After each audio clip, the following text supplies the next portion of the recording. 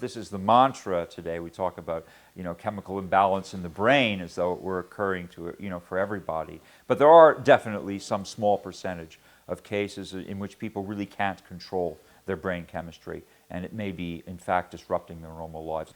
Another kind of depression can be induced by what people do to themselves. Certainly, if people take a lot of amphetamines or, there are other kinds of drugs over consumption of which could lead to side effects such as depression or suicidalness and so forth. Even some of the drugs that are supposed to make people happy, such as Prozac, among other SSRIs, these may also cause depressive side effects. A third case where people may self-report as being unhappy or depressed would come from perhaps unresolved problems in the past. And in fact, dialogue, whether psychotherapeutic dialogue or indeed philosophical dialogue, is often the best remedy for dealing with and dissolving these kinds of problems, rather than drugs which merely all too often treat only the symptom and not the root cause.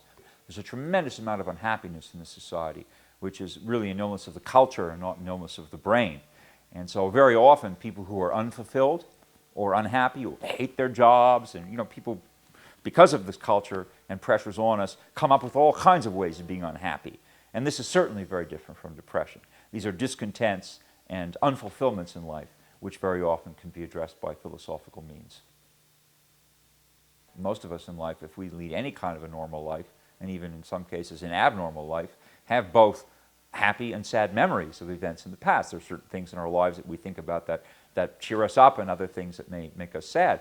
Why then would we not want to focus on the good things as opposed to the bad things? That's a habit of thought, which may have nothing to do with genetics or indeed psychology. It's a habit of thought which can be changed by adopting the virtuous habits and eschewing the vicious ones. That's a teaching from Aristotle, and a very important philosophical one. Our habits, both in our word and deed, but also in our thinking, are very influential in affecting our states of mind.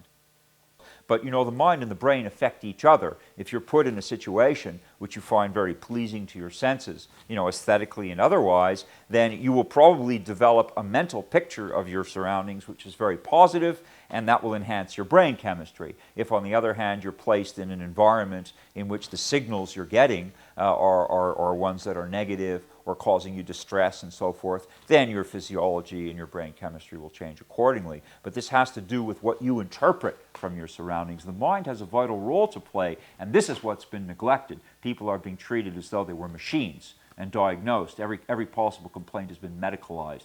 The human being has been mechanized and medicalized by the system, and the true humanity of people is being sorely neglected. And that is what needs to be addressed, I suspect, in a large number of cases that are being diagnosed as dysthymia.